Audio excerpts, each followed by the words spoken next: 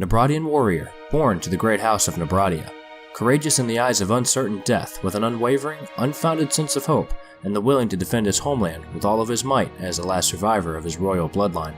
This is the story of Rasler Heios Nabradia.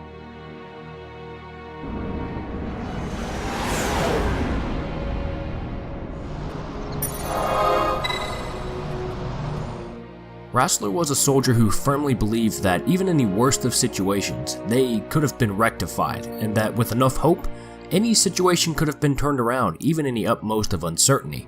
This was clearly evident during the Battle of Nalbina, when both the Damascan and Nabradian forces were being pushed back by the Arcadian Empire, and even after Bosch signaled for a retreat, Rasler stood his ground, not willing to give up so easily. He was described by his compatriots as patriotic and passionate, and would lay his life on the line for his homeland, Nabradia. Rasler was born in the year of 686 OV, being the second prince of House Nabradia. During the spanning years prior, Arcadia, formerly a republic governed by an active senate, brought about a shift to an imperial system about 200 years ago, thanks to the rise of its military. With a change in governance, Arcadia began invading its neighboring lands, which spanned and continued to this day. Skipping ahead about almost 2 decades to the year of 704 OV, the Kingdom of Nabradia feared the military might of the Arcadian Empire, and made a treaty with Rosaria to replace troops near her border for support in case of an invasion from Arcadia.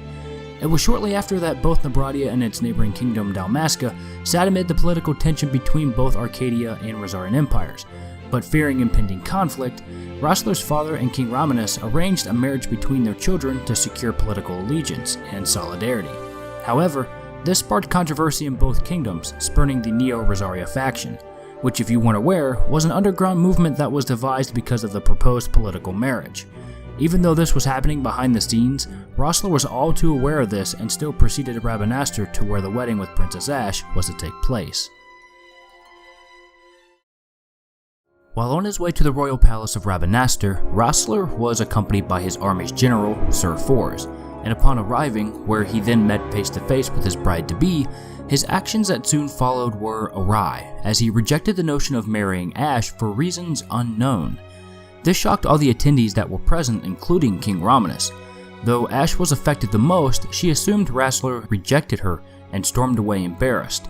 That night, Rasler and Fors reconvened in the courtyard to discuss the plans of their stay, and unbeknownst to both, Ashe overheard their conversation and followed Fors, after Rasler left, into a closed-off area to where no pedestrians were allowed, questioning on what was a knight of Nabradia doing in this part of the palace.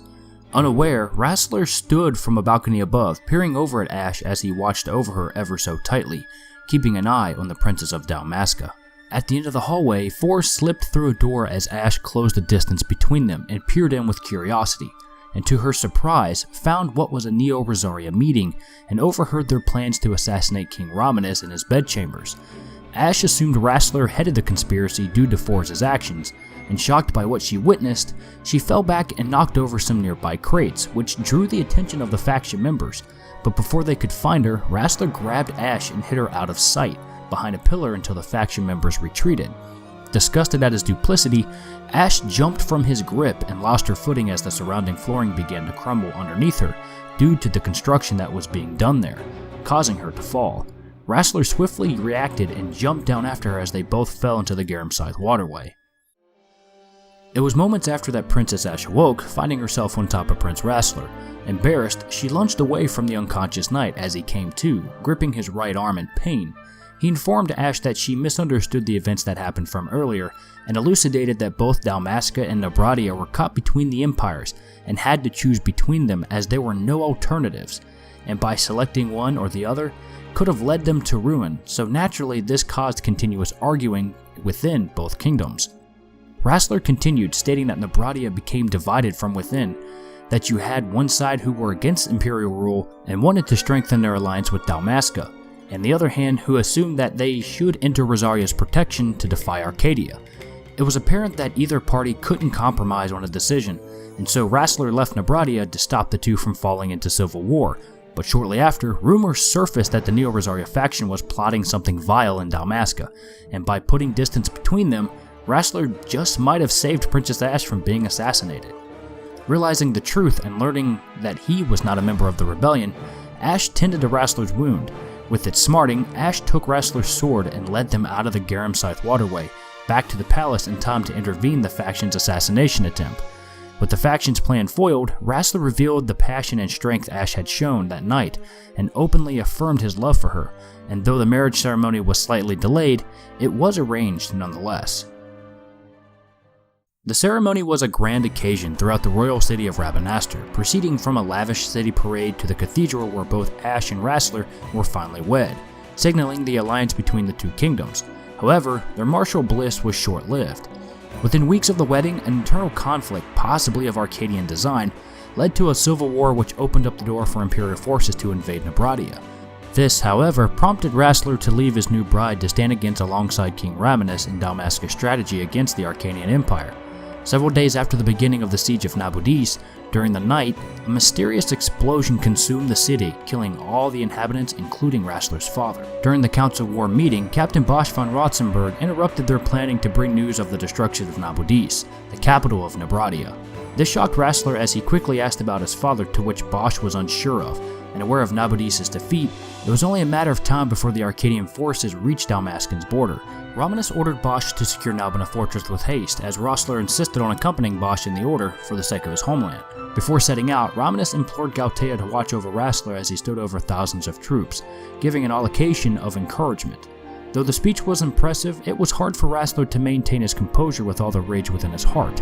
He was willing to throw away his life just to get back at the Empire, and for what they did. However, Bosch reminded Rasler that they both still had much to protect.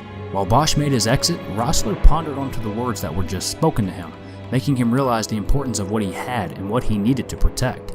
Among the silence, Ashe stood there in the distance, a look on her face that reflected a sense of worrisome, that as if she just heard the entire conversation. However, she approached Rasler nonetheless. Between the ceremony and the meetings alone, this barely provided any moments for both Ashe and Rasler to have any sort of quality time together, to get to know one another. But because of this, Ashe fears that Rasler wouldn't return after the Battle of Nabuna. But it was here that Rasler promised to return to her, which helped put her mind at ease. During the evening tide, Arcadian forces marched towards Nabuna fortress, preparing to attack. Despite being outnumbered, the Dalmascan forces achieved an advantage by sending unmanned airships filled with oil and crashed them into the Arcadian forces, before setting them aflame. The two armies entered battle as the Arcadians discussed retreating, but were threatened into fighting by Judge Bergen. Confused at their sudden change in morale, Rasler began to order a retreat, but Judge Bergen goaded him, insulting his dead father, thus pushing the prince into conflict. But this was all planned to distract the Dalmascan forces from the Empire's primary goal, Nabuna's paling. Realizing what happened, Rasler signaled all forces to fall back to Nabuna.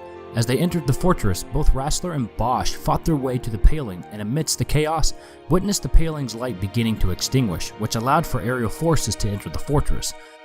Despite Captain Bosch's decision to withdraw, Lord Rasler continued to defend the fortress in the name of his father, when he was struck in the neck by an arrow of an Arcadian infantryman.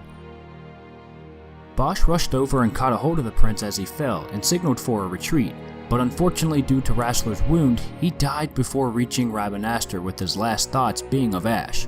Therefore, in the year of 704 OV, marks the death of Rasler Heios Nabradia at just a young age of 18. Thanks a lot for watching, guys. Hope you enjoyed this one, as it did take me a long time to edit this, but the one question I can see myself getting is on where I got the source material. Well, it actually comes from Final Fantasy XII's manga adaptation, which does give a lot of background to some of the characters.